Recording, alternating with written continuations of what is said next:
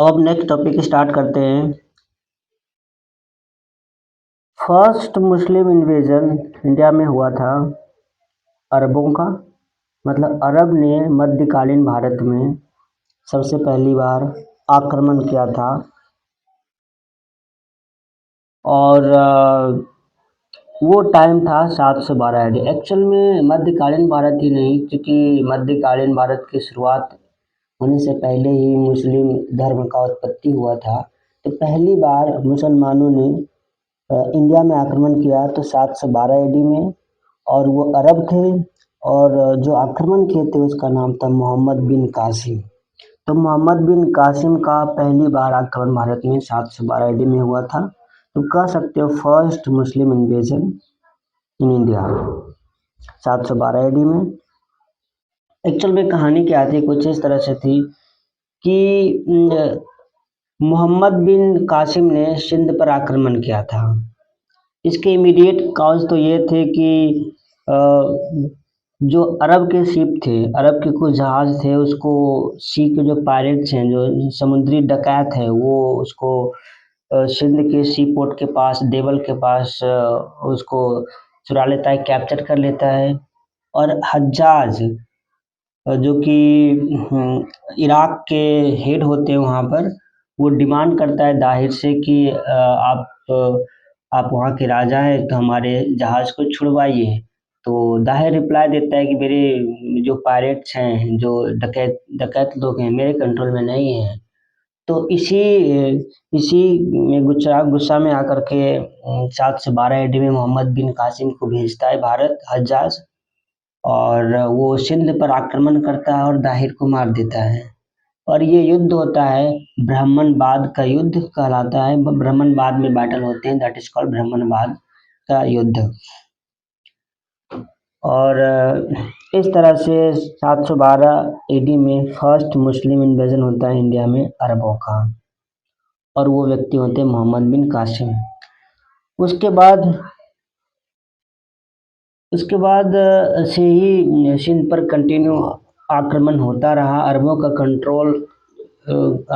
का कंट्रोल जारी रहा, लेकिन वो आगे इंडिया में नहीं बढ़ पाए। अरब से आगे, ये सिंध से आगे नहीं बढ़ पाए, क्योंकि जो वेस्टर्न इंडिया में प्रतिहारा किंगडम जो पावरफुल था, उसकी वजह से सिंध के आगे अरब जाने में कामयाब नहीं हुए। हम बात करें तुर्क इन्वेजन की, तो फर्स्ट तुर्क इन्वेजन मोहम्मद गजनबी का था। और मोहम्मद गजनबी ने 17 बार भारत पर आक्रमण किया था, और बहुत सारे धन भारत से सोने चांदी लूट कर लिए गए थे। लेकिन उनमें से 1025 में उसने अटैक किया था हिंदू टेम्पल सोमनाथ जो गुजरात में है उस पर, और इसको डिस्ट्रॉय कर दिया था 1026 में। तो ये 17 बार आक्रमण किया मोहम्मद गजनवी ने भारत में, और फर्स्ट तुर्क थे जिसने इन्वेजन किया था। सेकेंड तुर्क इन्वेजन है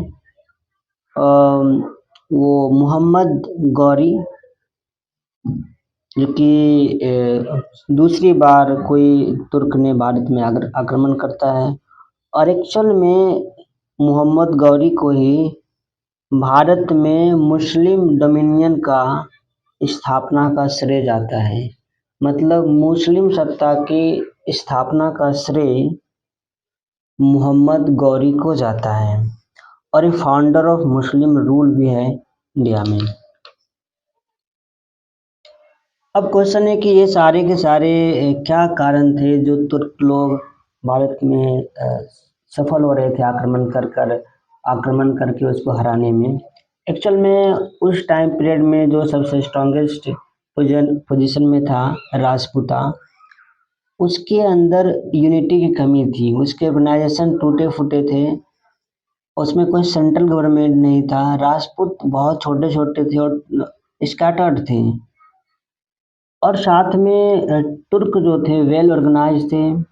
और उसने राजपूता जिसके अंदर खुद में ही मनमुटाव था, युद्ध चलते रहते थे, और उसके अंदर जो म्यूचुअल कोऑपरेशन का कमी था, उसका एडवांटेज लेता है और भारत पर आक्रमण करता है और अंततः वो भारत से काफ़ी कुछ लूट करके ले जाता है और मोहम्मद गौरी इस तरह से मुस्लिम सत्ता की स्थापना कर देता है और मोहम्मद गौरी को ही अ, मुस्लिम सत्ता स्थापना का श्रेय तो जाता ही है, साथ में दिल्ली सल्तनत प्रारंभ करने का एक नींव जो रखा गया है मोहम्मद गौरी के द्वारा ही रखा गया है।